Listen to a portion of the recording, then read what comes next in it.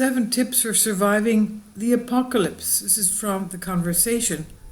Professor of Science Communication, University of Westminster, Lewis Dartnell.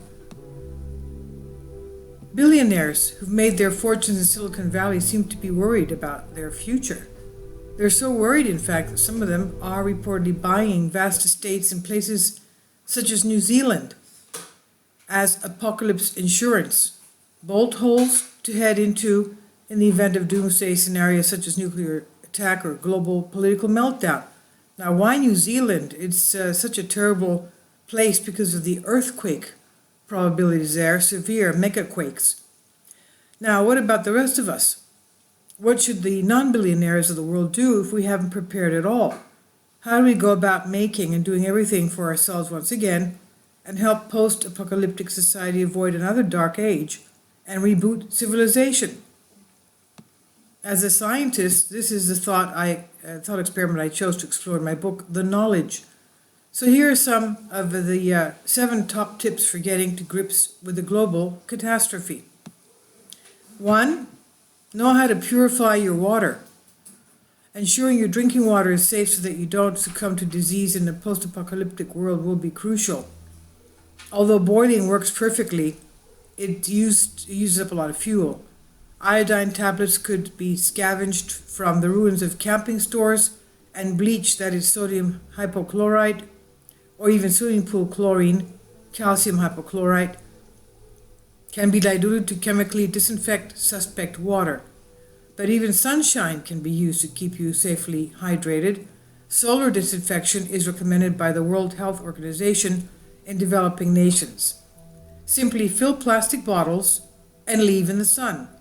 The UV rays will pass right through the water to kill pathogens in a day or so. I never even knew that. Number 2, prevent infection. Aside from securing safe water, the single most important thing you can do to stay alive in a post-apocalyptic world without antibiotics is to stop yourself picking up infections. Soap is enormously effective at protecting against gastrointestinal and respiratory infections, and can be made by boiling animal fat or plant oil with quicklime, roasted caulk or limestone, and soda. Ethanol is effective at disinfecting wounds and can be distilled from fermented fruit or grain. Number 3, learn how to generate power.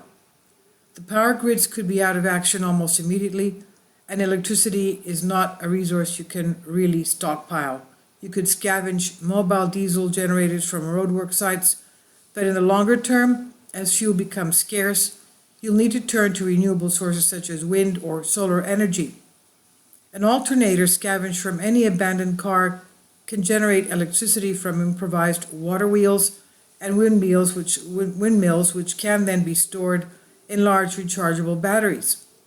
Better than the 12-volt car battery, the batteries in golf buggies or mobility scooters are deep cycle, designed to provide a steady amount of current over a long period of time, so much better suited for storing your off-grid power supply. 4. Know how to grow your food. Your post-apocalyptic community will only be able to dine out on the leftovers of a fallen civilization for so long. Soon enough, the preserved cans of food on abandoned supermarket shelves will have been consumed or gone off. And by the time that happens, you're going to need to have redeveloped agriculture to avoid starving to death. You'll need a starter stock of viable seeds. The global seed vault on the Arctic island of Svalbard is a doomsday-proof facility dug deep into a freezing mountainside. 5. Drive tree-powered cars. Once all the remaining diesel and petrol fuel has gone, you'll still be able to benefit from mechanization and vehicles. With a little modification, the internal combustion engine can be run on the flammable gases produced by the thermal breakdown of wood, a process known as pyrolysis. During the fuel shortages of World War II, there were more than 1 million wood gasifier cars driving around in Europe. The dry distillation of wood, heating it without access to oxygen, was used from the 17th century to produce useful substances such as creosote, turpentine, methanol, and acetone. Number 6, restart a chemical industry. The advancement of our civilization was not just the development of machinery in the Industrial Revolution, but also owes a great deal to providing vital chemical substances for society. One of the most useful categories of chemical throughout history has been alkalis, such as potash, potassium carbonate, and soda, sodium carbonate, used for making everything from soap to glass and paper.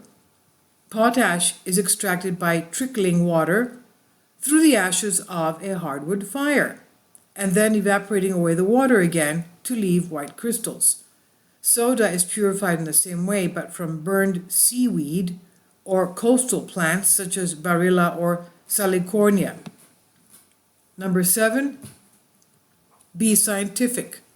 Over the longer term, as our post-apocalyptic society recovers and grows, we'll need to relearn knowledge for ourselves. The greatest invention of them all, what we would want to prevent if all else was lost, is the scientific method.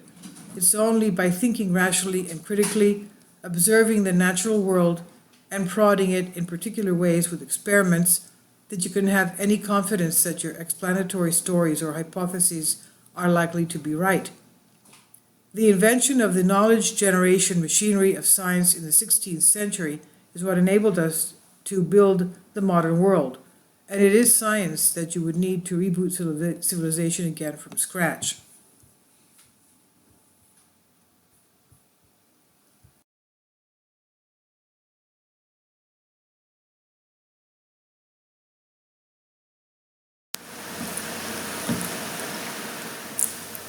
If you'd like to join me on my Patreon account, you will hear content not covered by mainstream media.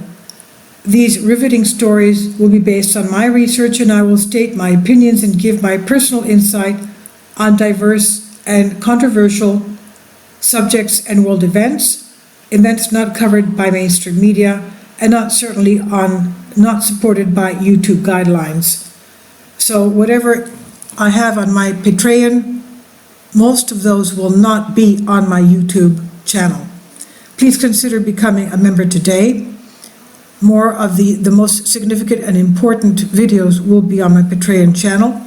Your support helps me to continue my research and keeps this YouTube channel alive. And we depend on your support, your generous charity, because we help economically challenged families here in Athens, Greece, in Kapota, and we also help the young generation with university tuition and the community around our church. Thank you.